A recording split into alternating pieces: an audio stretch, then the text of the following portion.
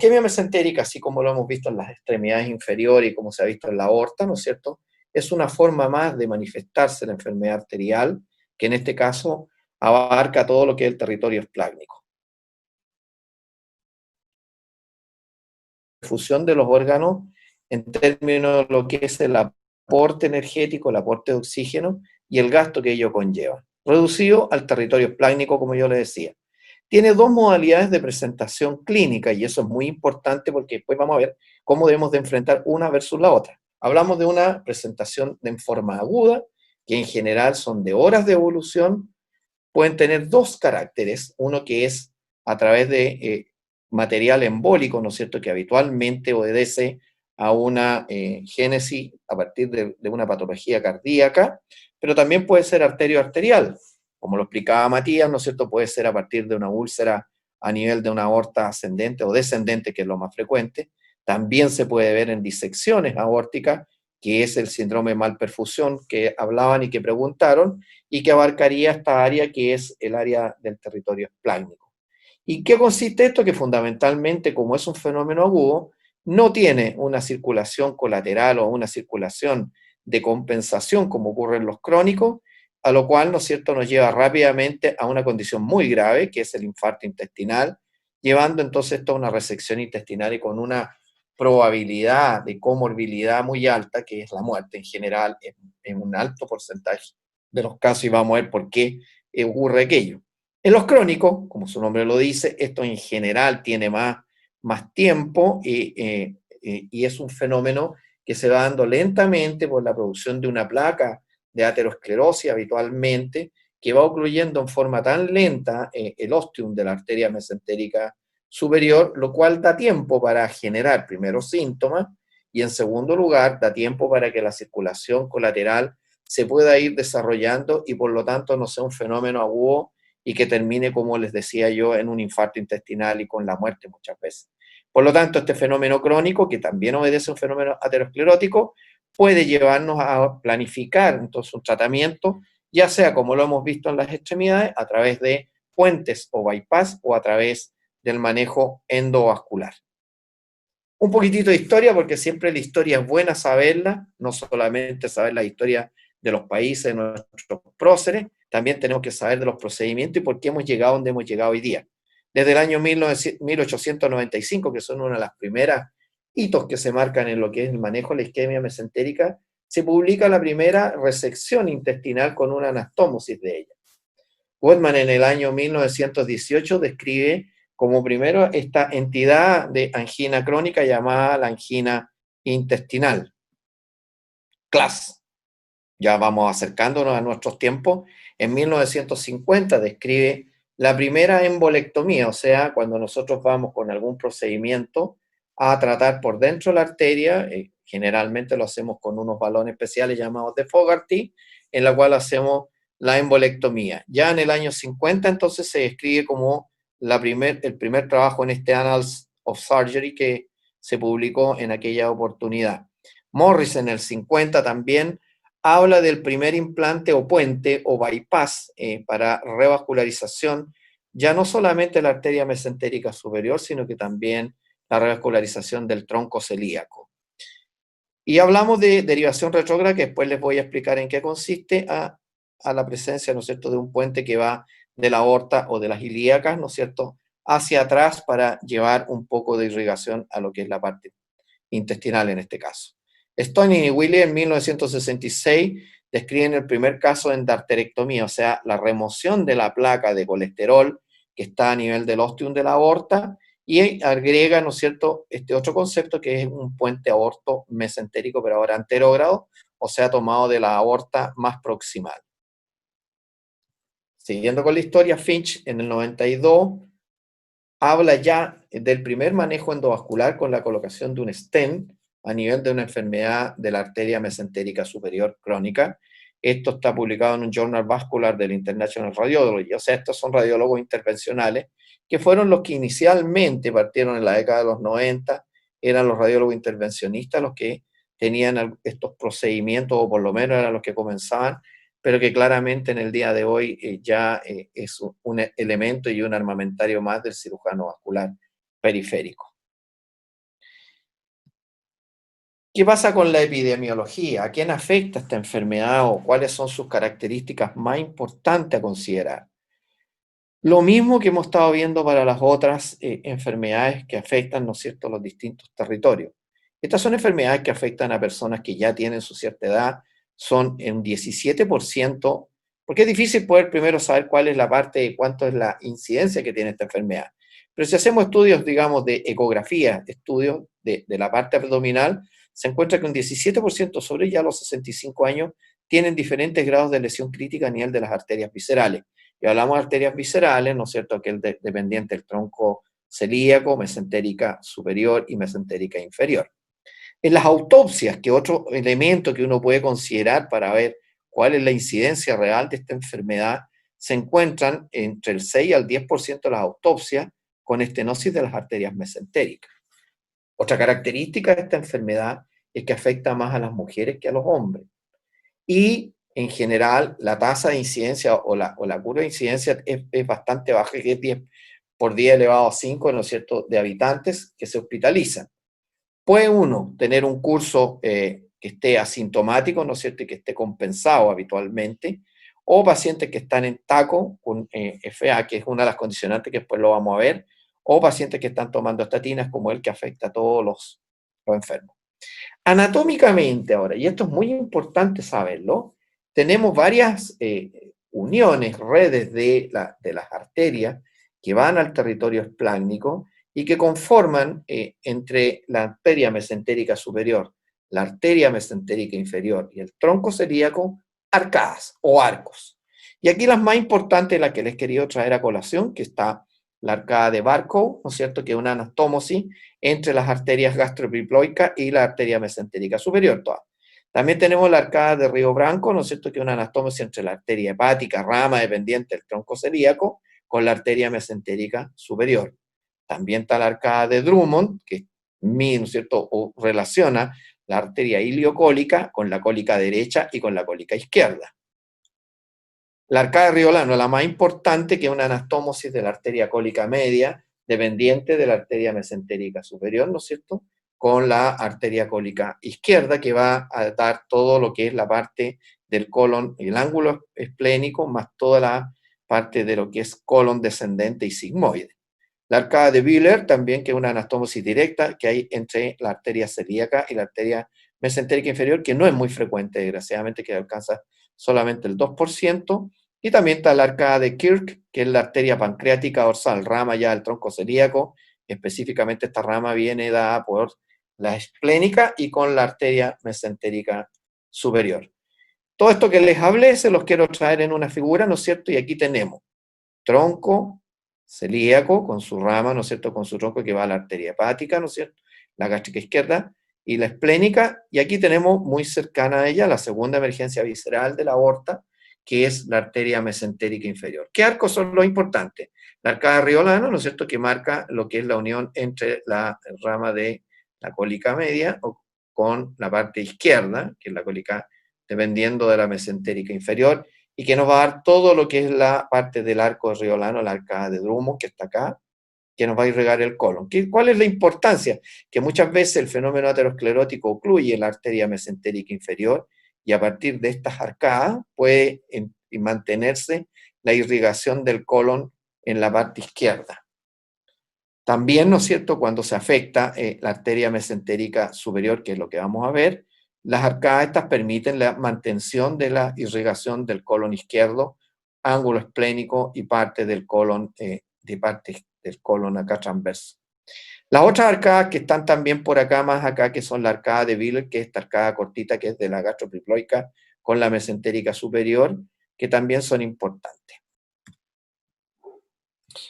¿Cuál es la etiología de las dos isquemias? Como les dije, existe la isquemia aguda y la isquemia crónica, que se caracterizan diferentes. La isquemia crónica generalmente obedece a un fenómeno aterosclerótico aquí, en el ostium o en el nacimiento de la arteria mesentérica superior. Por lo tanto, este fenómeno va a ocluir, si es que sigue su progresión, y va a comprometer todas las primeras ramas de la arteria mesentérica superior, y eso va a tener una cierta importancia clínica. ¿A qué obedece esta oclusión del ósteo? Primero, la aterosclerosis, como lo vimos en todos los otros segmentos, este fenómeno del depósito de las placas de colesterol, ¿no es cierto?, que afectan las arterias, fundamentalmente en esta área también pueden ser. Pero a él se le agregan otros fenómenos que sí son manejables y que son muy importantes que ustedes conozcan. Se asocia al tabaquismo, la hipertensión, la dislipidemia, la diabetes, el sedentarismo. Vale decir, los mismos factores que ha venido hablando, ¿no es cierto?, el doctor o los diferentes expositores hoy día con pie diabético, con lo que era la isquemia a nivel de las extremidades inferiores y de la aorta, se van repitiendo entonces los mismos. ¿Y dónde está entonces esta área que a nosotros nos afecta mayormente? En la parte del ostium es donde más se ve afectada con la isquemia crónica. Otras causas etiológicas que ya no son arterioscleróticas, que son menos frecuentes, pero que sí se pueden ver también, está todo el grupo de las arteritis. Hay enfermedades que son menos frecuentes, como el Takayasu, pero aquí les he traído a colación tres que son relativamente poco frecuentes, pero que uno las puede ver también. Lupus eritematoso sistémico puede afectar las arterias, en este caso puede tomar ramas viscerales. Leo Burger, que es una tromboangeitis que se ve mucho, ¿no es cierto?, con la asociación con el tabaquismo. Las arteritis por irradiación también nosotros las vemos. ¿Cuál es el aspecto clínico de una isquemia crónica? Fíjense, esta es una paciente mujer, como les dije yo, que epidemiológicamente afectada más, desnutrida, por lo menos con cierta condicionante hacia la parte de la desnutrición, enflaquecida porque se alimenta muy mal, ya que aparece el fenómeno de la angina intestinal, condicionando entonces lo que es y que se ha descrito como el miedo a comer. Cada vez que comen estos enfermos, como tienen poca circulación esplácnica, viene el dolor abdominal y por ese mecanismo entonces se van desnutriendo. Otra cosa que no les dije mucho, pero la edad también es un factor muy importante en la isquemia crónica, que generalmente lo vemos en mujeres y por sobre los 75 años. En la isquemia aguda ahora, dicho ya lo otro para la isquemia crónica, en la isquemia aguda, esto acá ya no tenemos el fenómeno de la aterosclerosis acá, sino que esto es un trombo que viene de otro lado, ¿no es cierto? Y que se aloja en forma brusca y aguda en la arteria mesentérica superior. ¿Cuáles son las grandes causas? Dos: embólico y trombótico. Embólico, que proviene de otro lado, habitualmente, estas son el 50% de las causas de oclusión aguda de la arteria mesentérica y obedecen generalmente a causas cardíacas. ¿Qué causas cardíacas? Por ejemplo, una fibrilación auricular. Por ejemplo, un aneurisma que esté a nivel de la aorta y que esté, ¿no es cierto?, enviando hacia distal émbolos. Por ejemplo, hay también embolías paradojales que pasan de las extremidades, orificio oval persistente a nivel cardíaco y pasan al territorio arterial. Lo que les quiero decir con esto es que el agente embólico puede ser del corazón, como también tenemos las embolías arterioarteriales que se describen. ¿Qué es lo que más importa en este caso, digamos? Es la agudeza de los síntomas y porque pilla un territorio sin tanta colateralidad. Cuando esto se va obstruyendo en forma progresiva y lenta, genera circulación colateral a su alrededor. Cuando este fenómeno de oclusión es agudo, en líneas generales, esto, ¿no es cierto?, nos da chance para tener circulación colateral y por eso que es la parte de la urgencia y el tratamiento urgente el que va a primar en nosotros, porque si no, de regla, el infarto intestinal lo va a hacer. ¿Qué otra causa tenemos entonces aparte del embólico? Y ojo, la embolía se aloja inmediatamente después de la emergencia de la arteria cólica media. Eso significa que a este nivel el émbolo generalmente en el mayor porcentaje se nos aloja y ocluye de aquí hacia distal. Y eso va a ser una característica que nosotros vamos a encontrar cuando hacemos la exploración abdominal, que se las voy a mencionar en un tiempo más. Cuando es trombótico, obedece a un fenómeno que yo llamo de accidente de placa, o sea, existe una placa a nivel del ostium que no es obstructiva 100% y por condicionantes del paciente, ya sean estados de hipodébito, deshidrataciones, estados de hipercoagulabilidad de la sangre, pueden generar las condiciones ideales para que esta placa, ¿no es cierto?, sufra un accidente, a veces pequeñas disecciones de ella, y generan una trombosis aquí. Se va a diferenciar de la embolía porque el fenómeno agudo que se va a producir va a afectar inmediatamente desde el nacimiento de la arteria y va a comprometer a todas sus ramas y va a generar entonces las características que yo les voy a nombrar. Este fenómeno entonces se puede deber a esas dos causas. Les dije ya que podía ser cardíaco, que era el más frecuente, con las arritmias, a veces los mismos infartos agudos del miocardio, con áreas hipokinéticas del ventrículo izquierdo, generan las condicionantes ideales para generar, ¿no es cierto?, una embolía. Pero también están las arterias arteriales, dadas por aneurisma, dadas por un síndrome aórtico agudo, como es la úlcera aórtica, y un fenómeno de ateroembolismo, que es un concepto que ahora se los voy a nombrar, que es la aorta Chagui, que son unas aortas muy, muy dañadas, con muchas placas de colesterol, con ulceraciones, con elementos muy friables que hacen que se desprendan segmentos de esta aorta hacia el territorio distal. ¿Cuál es la gran diferencia entre un fenómeno embólico y un fenómeno trombótico? La embolía, al estar alojada en este segmento, respeta las primeras ramas y respeta la cólica media, y por lo tanto, nosotros clínicamente vamos a observar que la cuarta porción del duodeno y todo el duodeno va a estar viable como los primeros centímetros del yeyuno. Por lo tanto, cuando nosotros abrimos el abdomen y nos encontramos con una isquemia desde una porción distal al ángulo de Trice, nosotros estamos obligados a ir a explorar esta arteria porque lo más probable es que eso sea un fenómeno embólico, y sacando el trombo, vamos a ver después cómo lo podemos movilizar, podemos recuperar rápidamente entonces la circulación de todo el territorio esplénico y evitarnos las resecciones intestinales con toda la comorbilidad que ello lleva. En cambio, cuando se produce por un fenómeno trombótico, si ustedes ven, aquí está todo tomado. Este es un fenómeno embólico y este es un fenómeno trombótico donde hay una isquemia completa que compromete incluso hasta el yeyuno proximal. Esa es la gran característica que tiene una versus la otra. ¿Por qué afecta más la embolía? Y esta es una pregunta que uno se debe hacer. ¿Por qué estas embolías no llegan más al tronco celíaco? ¿Por qué estas embolías no van más a la mesentérica inferior y se alojan en la arteria mesentérica superior? Por un fenómeno anatómico. Si ustedes ven acá, el tronco celíaco tiene una emergencia de la aorta prácticamente en un ángulo de 90 grados.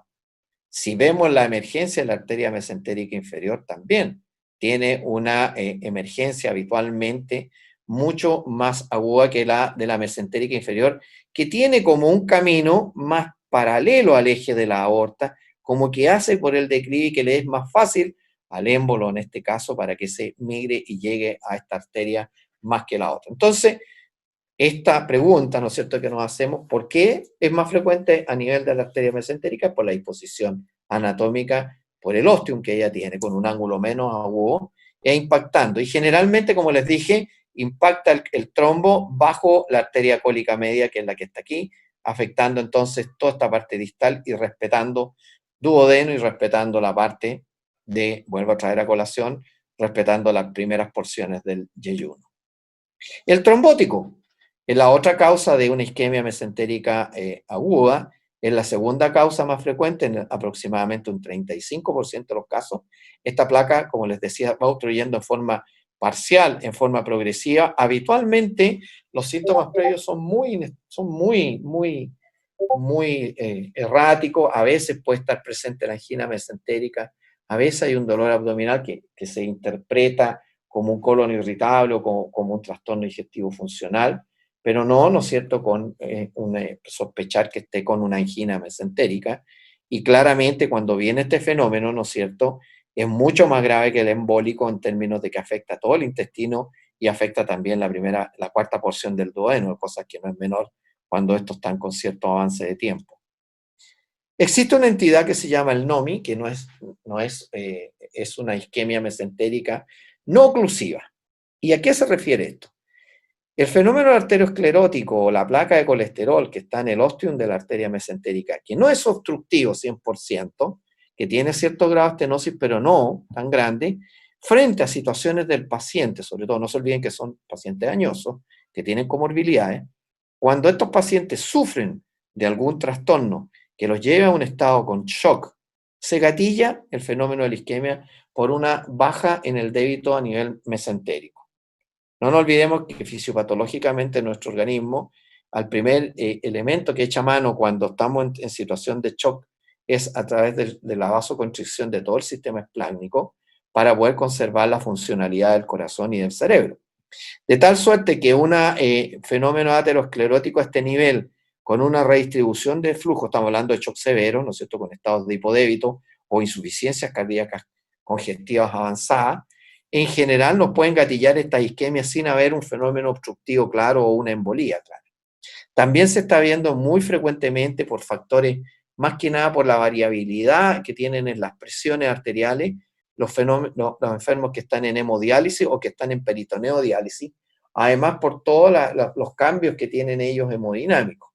La sepsis como fenómeno de shock también en los pacientes octogenarios es un factor importante que nos pueden llevar a una isquemia mesentérica no oclusiva. Y no olvidarnos en el manejo de las UCI, ¿no es cierto?, del uso de mucho por el manejo del shock, usan drogas vasoactivas que claramente van a ir a disminuir el fenómeno de irrigación del intestino, generando entonces una isquemia mesentérica no oclusiva. También, así como el territorio arterial puede dar, ¿no es cierto?, las trombosis, existe el fenómeno de la trombosis mesentérica, pero ya del área venosa. Es un concepto también que ustedes tienen que saberlo, que el territorio mesentérico, ¿no es cierto?, puede verse afectado tanto con fenómenos de trombosis arterial, que era lo que veníamos hablando, pero también está la trombosis venosa mesentérica. ¿Y cuál es la característica esta? Es mucho mejor tolerada que la anterior, claramente, porque estamos hablando del territorio venoso. El 90% de los casos tienen una causa subyacente, o sea, algo que la causa. Hablamos de daño directo, por ejemplo, el trauma, un trauma cerrado, ¿no es cierto?, una contusión abdominal, pero también puede ser un trauma generado a través y a partir de una cirugía abdominal. Hoy día las cirugías bariátricas, las cirugías grandes, ¿no es cierto?, de abdomen, las cirugías oncológicas también, nos pueden llevar a distintas formas de trombosis venosa del territorio esplácnico y con la manifestación de ella. El segundo está, ¿no es cierto?, con la ectasia, con una presión intraabdominal elevada. Y estados de hipercoagulabilidad, este término que ustedes seguramente ya han escuchado, que son las trombofilias, que generalmente son estos estados de hipercoagulabilidad, ya sean primarias, como, ¿no es cierto?, son las que vienen con algún trastorno congénito, o también las adquiridas, sobre todo las que vienen acompañando todos los síndromes paraneoplásicos. Este tipo de hipercoagulabilidad es muy frecuente que a nosotros nos llaman de repente porque tenemos trombosis de la vena porta, trombosis de la vena mesentérica superior y cómo se tratan, etcétera, etcétera. Como les decía, clínicamente son mucho mejor toleradas, son menos agresivas que las trombosis arteriales y que sí exigen también nuestro tratamiento. ¿Cuál es la clínica de la trombosis mesentérica crónica? Volviendo un poco entonces al tema de lo arterial. Ya les había mostrado esta foto de unas pacientes que son caquéticas, que están mujeres, ¿no es cierto? Generalmente alrededor entre la séptima y la octava edad de años. Baja de peso, que es muy importante ese historial. Hay un dolor sordo hipogástrico, que generalmente aparece lo que se llama la angina mesentérica, con un dolor que aparece 15 a 45 minutos después de comer. Y eso que les mencionaba yo, este fenómeno del miedo a comer. El examen físico, bueno, es anodino en términos de que uno va a examinar este abdomen y en general no encuentra muchas estructuras, no encuentra muchas alteraciones. Puede que en algunos casos pueda coexistir un soplo. La clínica en la isquemia mesentérica aguda, por de pronto, entonces es un fenómeno agudo, como lo dice, con un dolor abdominal que es desproporcionado a lo que yo encuentro, o sea, es un dolor que es mucho más intenso de lo que yo esperaría cuando hago el examen físico. Tiene irritación peritoneal, no olvidarse que pueden coexistir, y por ahí apuntarían a la causa, ¿no es cierto?, que pueden tener fibrilación auriculares, se asocian a náuseas, se asocian a vómitos, se asocian a diarrea, a taquicardia y a shock. Todos estos elementos que nos están hablando de lo que está sucediendo con la isquemia a nivel intestinal y su compromiso. ¿De qué nos valemos nosotros para poder estudiar estos fenómenos?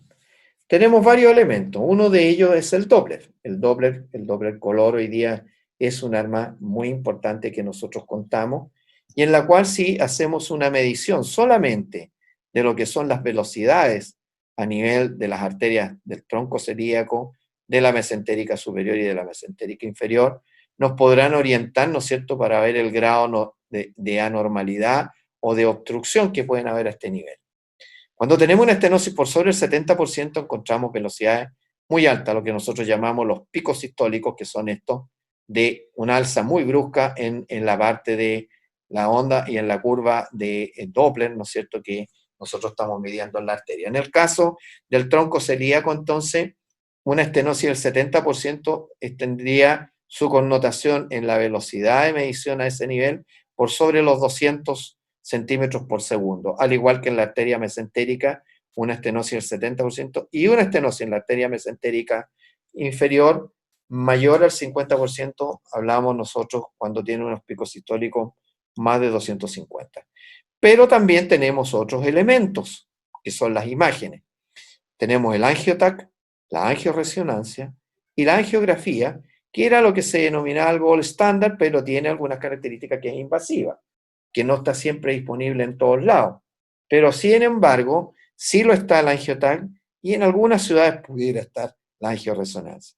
Por lo tanto, hoy día, si vamos en las imágenes, yo diría que el gold standard para nosotros es la angiotac. ¿Y qué vemos en el angiotac? En la parte anteroposterior, no en el análisis de las imágenes, vemos que este entrampado y esta colateralidad que tienen las arterias a nivel intestinal, se ven lo que se llama el Mercury, que es en el fondo que se ven como muy serpenteantes, como verdaderas culebras, las redes colaterales, lo que va hablando en el fenómeno de aterosclerosis que tienen estos vasos. Pero el hecho más importante es este, que en la visión lateral del angiotac uno ve la amputación o los distintos grados de estenosis que puede sufrir la arteria mesentérica inferior. Este elemento es muy importante, ¿no es cierto?, para efectuar el diagnóstico de todo lo que ocurre a nivel del ostium o a nivel, ¿no es cierto?, los primeros centímetros de ella. Mirado en esta, digamos, esta es una angiotac también, en la cual con una medición de volumétrica, nosotros hacemos como una sustracción de toda la parte ósea y dejamos solamente la parte libre, un poco para demostrar que la colateralidad muestra toda esta forma de culebras o enrollamientos que tiene la circulación colateral de la arteria mesentérica superior.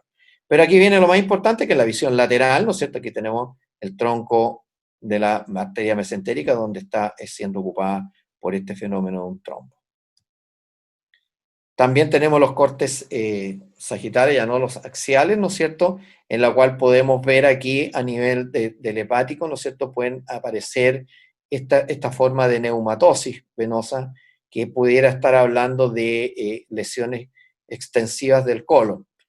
Pero hay hechos importantes. Por ejemplo, aquí vemos la trombosis de la arteria mesentérica superior. Esta es la aorta de la vena cava, y ahí tendríamos, ¿no es cierto?, parte de la arteria mesentérica superior que está trombosada.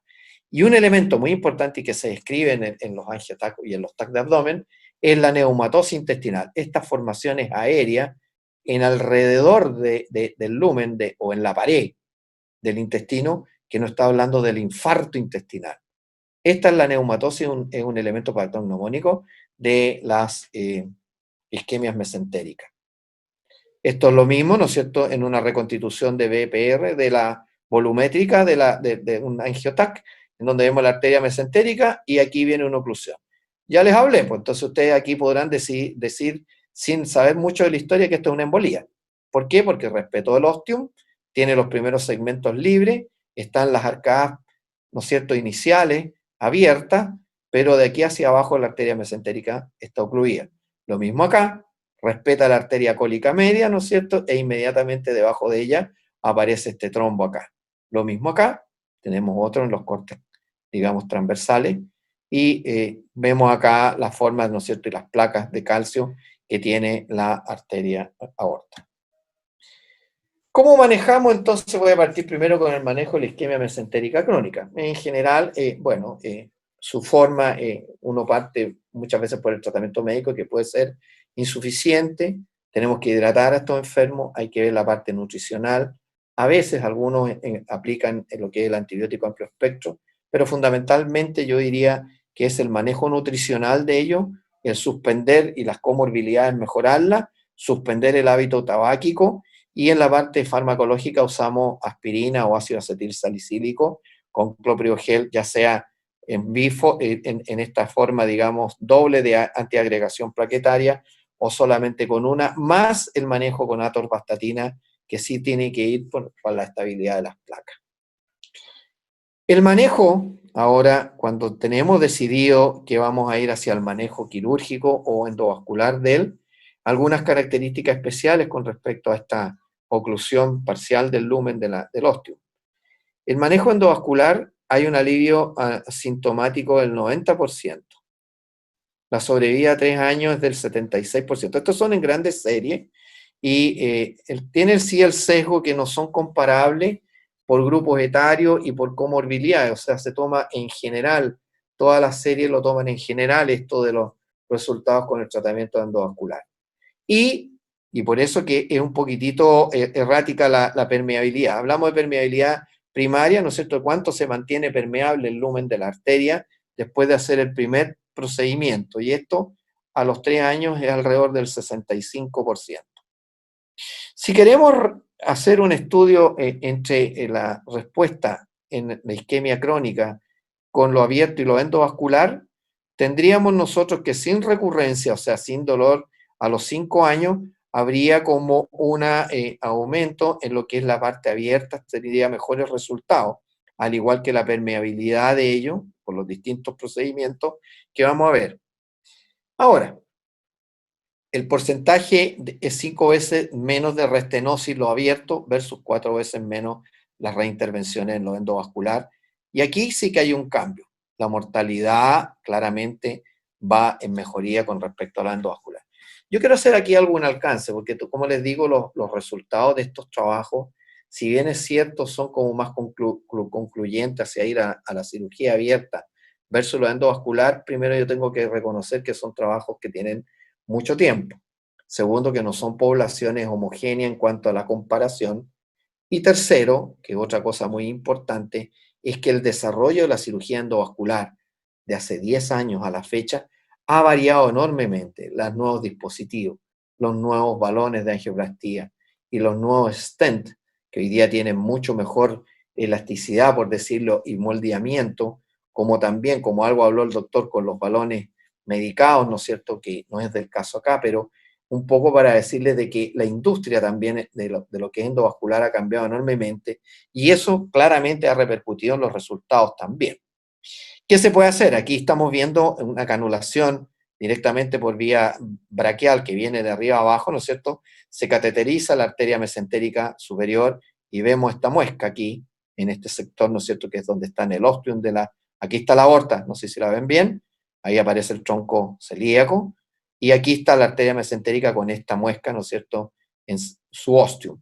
Se pasa una guía, después a través de esta guía un balón, ¿no es cierto?, que lleva en su cobertura un stent. Entonces, este es un stent que nosotros desplegamos por balón, y aquí está de nuevo en la parte como se dilató el ostium, y logramos entonces una nueva arteria mesentérica con un stent puesto a este nivel. Visto, digamos, en la forma de la técnica, digamos, de guía recta, la guía generalmente lo que sí hay que hacer es una guía que tiene que seguir hacia lo que es habitualmente la parte de la arteria mesentérica y no meternos por estas ramas, porque si no podemos hacer una disección y romper esta. Entonces la guía, por eso habla de guía recta, es fundamentalmente una guía que pasa por el eje de la arteria mesentérica y a partir de ella, este es un abordaje ahora inferior, la estamos abordando por vía femoral con este catéter guía y ahí estamos trabajando y ahí está desplegado el stent. La placa de colesterol ha quedado aquí en los bordes y hemos reconstituido de nuevo entonces el lumen que estaba más obstruido. También se nos puede dar el fenómeno del stenting retrógrado mesentérico. ¿En qué consiste esto? Cuando yo entro a operar en forma abierta y encuentro de que la causa de esto fue un fenómeno de placa que se accidentó, o sea, se produjo una trombosis en esta placa, yo puedo abrir la arteria mesentérica superior, ¿no es cierto?, bajo la cólica media y a partir de esta apertura de la arteria, pasar una guía en vía retrógrada hacia la aorta y con ella entonces introducir un stent con un balón expandible y lograr incluso la protrusión que se llama, o sea, salir un par de milímetros desde el ostium hacia la luz de la aorta. Esto en general son reportes de casos que están apareciendo y es esto en el fondo. Estoy operando en forma abierta, veo que esto fue, ¿no es cierto?, que tenía comprometido el duodeno, que tenía comprometido los primeros centímetros de lo que es el intestino delgado, en este caso el yeyuno. Entonces yo puedo conferir de que es un fenómeno de placa del ostium que está alterando, ¿no es cierto?, que me está dando esta isquemia aguda. Me abro, ¿no es cierto?, la arteria, introduzco una guía y a través de la guía un balón. Y así despliego este stent por vía retrógrada. Es otra modalidad que podríamos definirla como una modalidad híbrida. Las limitaciones, el manejo endovascular en pacientes de alto riesgo en general nos afecta un poquitito, más que nada por el efecto de la calcificación que acompaña a los enfermos más añosos. En líneas generales, a todo lo que es endovascular nos complica un poquitito en los resultados finales de lo que es la permeabilidad primaria. Y eso nos pudiera llevar a fenómenos de elevada restenosis, ¿no es cierto?, y de recurrencia. La embolización distal también es un fenómeno que se puede dar. Mientras yo hago la angioplastía o estoy dilatando esta placa, ¿no es cierto?, yo puedo liberar hacia distal material embolígeno a partir del ostium de esta arteria y dañar también ramas más segmentarias o subsegmentarias. Se habla que cuando hay lesiones de más de 3 centímetros de largo, 30 milímetros, ¿no es cierto?, también es como que la respuesta endovascular todavía es más difícil que versus la abierta. Pero ojo, que esto ha ido cambiando en el tiempo con los nuevos dispositivos, sobre todo el uso de balones medicados, que evitan estos fenómenos de restenosis. Yo diría que por lejos el fenómeno más importante para la buena respuesta y obtener buenos resultados a nivel de la cirugía endovascular en la zona del ostium de la mesentérica superior es la calcificación de ella, porque en general va a tender a la restenosis de ella. La cirugía abierta ahora, en general nosotros entramos por una laparotomía media, supra e infraumbilical, por lejos lo que más contamos en provincia, ojo, no, la cirugía abierta es lo que se cuenta habitualmente, es lo más raro o lo más difícil poder contar con elementos endovasculares para poderla tratar. Primero vemos la exploración de viabilidad de este intestino, uno está necrótico, aquí se ve cómo se está haciendo un Doppler intraoperatorio para ver si hay algún grado de flujo o no hay flujo. Y ver, a veces también la cirugía nos permite ver las anastomosis cuando hemos tenido que resecar y ver también lo que es el second look, o sea, cuando tenemos dudas de la viabilidad del intestino, nosotros podemos hacer una revascularización o una embolectomía, ¿no es cierto? Y hacer una segunda mirada, como este second look, para ver cómo quedó el intestino. Pasándonos ya a la parte cuando tenemos ya la cirugía de lo que les hablaba yo, la cirugía de la endarterectomía transaórtica, cuando yo tengo abierto el enfermo, consiste en lo siguiente, esta es la arteria mesentérica, se supone que el ostium está con una trombosis aquí, hacemos una incisión en la aorta, levantamos ese flap y hacemos el retiro de todo este material que está, ¿no es cierto?, de íntima con placas de colesterol que están obstruyendo tanto el lumen del tronco celíaco como de la arteria mesentérica superior. Estas son las renales y ahí está la mesentérica inferior. Y después entonces cerramos esta incisión que hicimos como una verdadera abertura lateral de ella con la sutura corrida de la aorta. Esta es una forma de poder hacer, y esto está visto desde un punto de vista interior, en donde se limpia la arteria, ahí tenemos el flap de la aorta, donde está la arteria renal, ¿no es cierto? Está el tronco celíaco y está más escondidito acá la arteria mesentérica superior, y este es el molde de placas que sacamos de las distintas emergencias de la arteria. ¿Qué otros elementos podemos hacer en la isquemia mesentérica crónica? La endarterectomía es una de ellas. Quirúrgicamente está el bypass mesentérico anterógrado.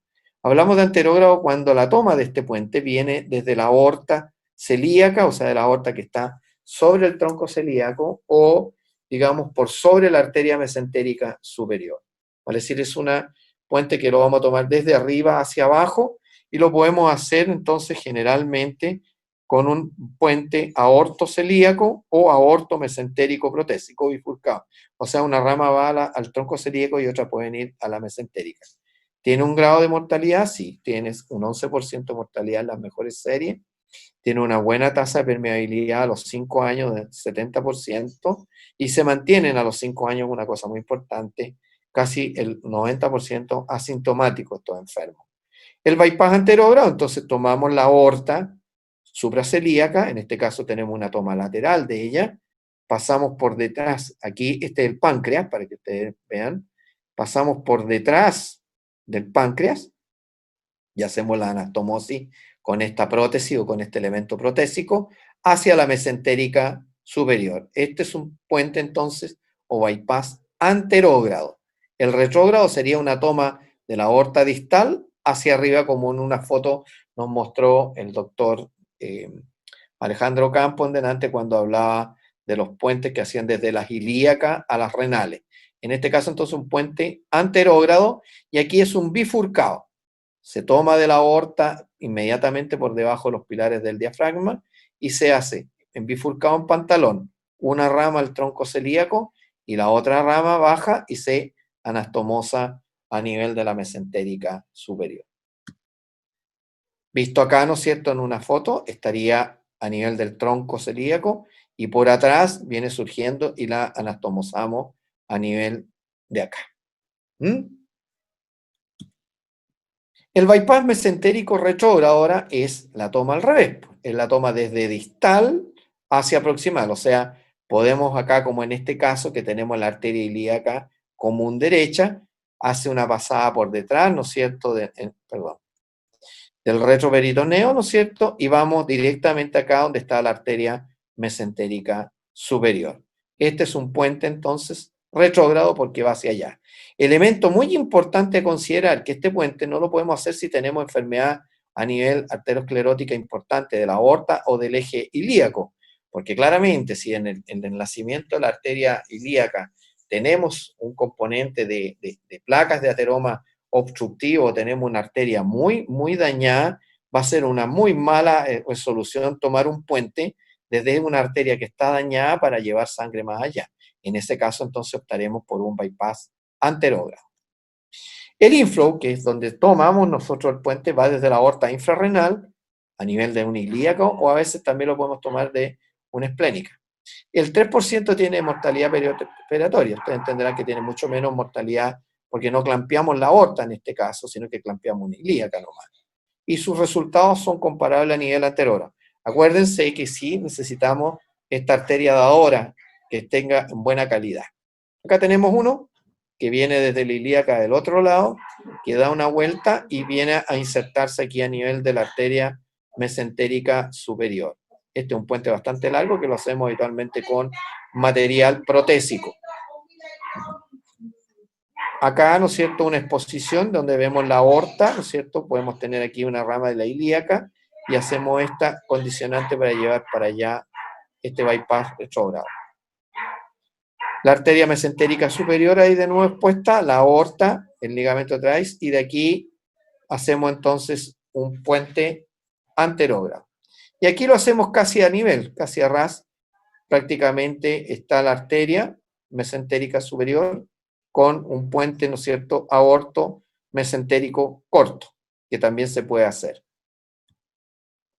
Uno un poquitito más largo, arteria ilíaca, este sería un retrógrado, ¿no es cierto? Y vendríamos a la arteria mesentérica superior. Acá está descrito también hacerlo a nivel de vena, no con prótesis anillada como esta, la hacemos generalmente con un puente con vena, que tienen en algunos casos, hablan de que tienen mayor permeabilidad y más duración que los puentes protésicos.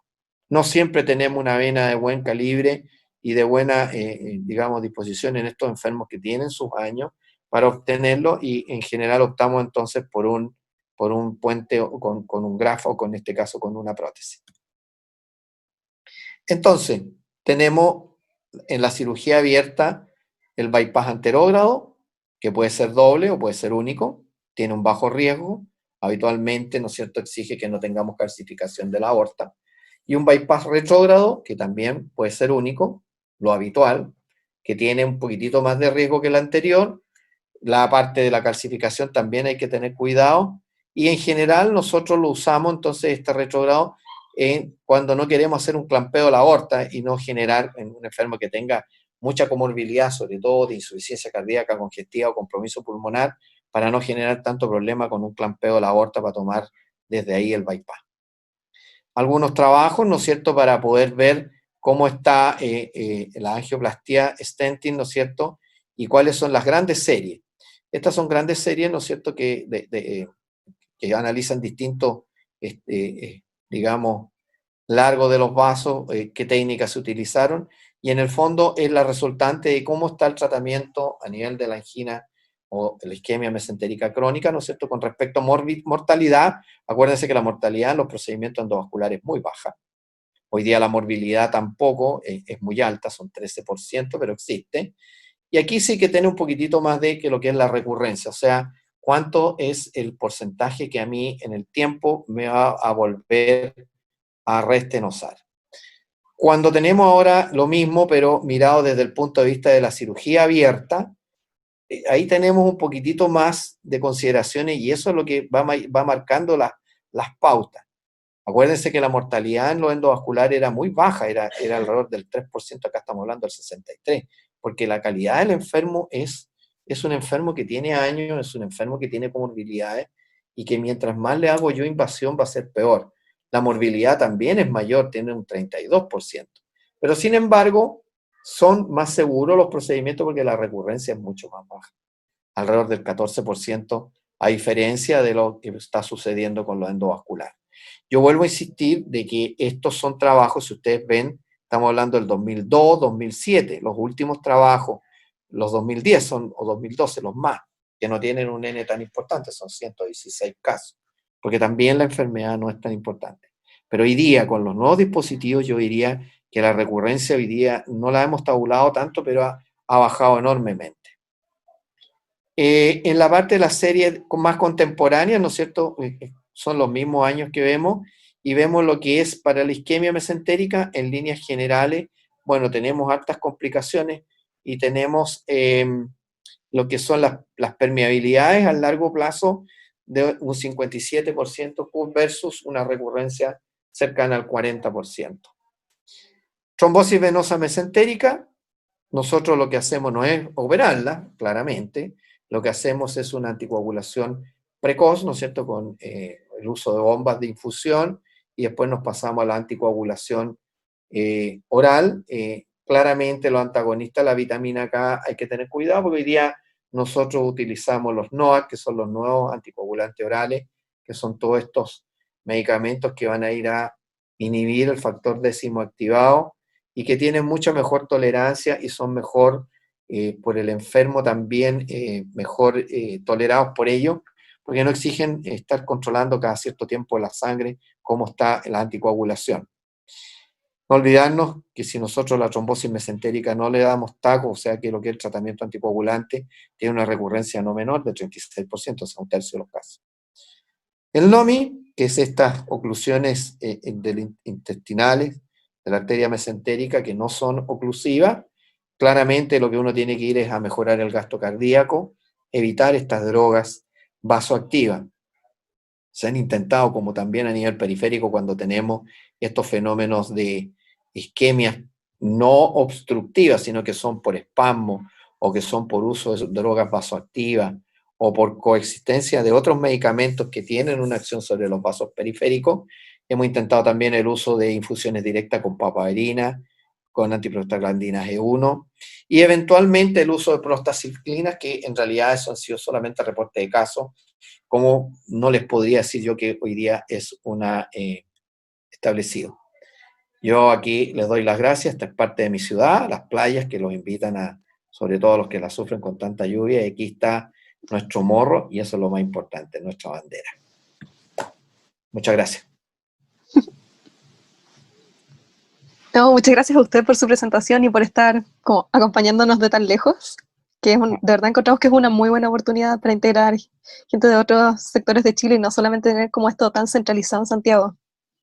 Muchas gracias. Y ahora Espero que más o menos claro. Bien, le queremos presentar unas preguntas del público que consideramos que serían más atingentes. En primer lugar es, ¿qué tipo de presentación de isquemia mesentérica tiene peor pronóstico y cómo se debe abordar?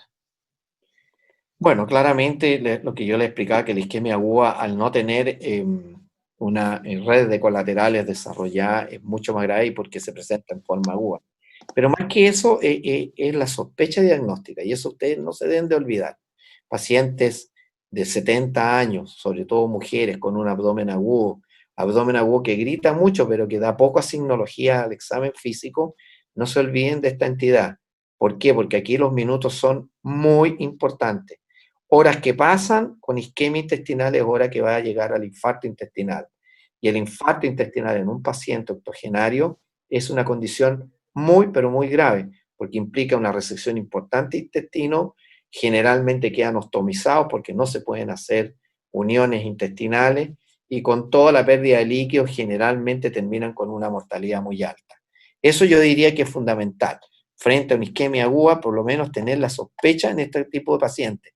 No se olviden nunca, mujeres sobre 70 años con un abdomen que grita más de lo que uno encuentra, no se olviden, sobre todo si viene más encima con fibrilación auricular o ha tenido un infarto reciente o ha estado postrada en cama, ¿no es cierto? Son las condicionantes para que ocurra ya sea el fenómeno embólico o ya sea el fenómeno trombótico de la placa.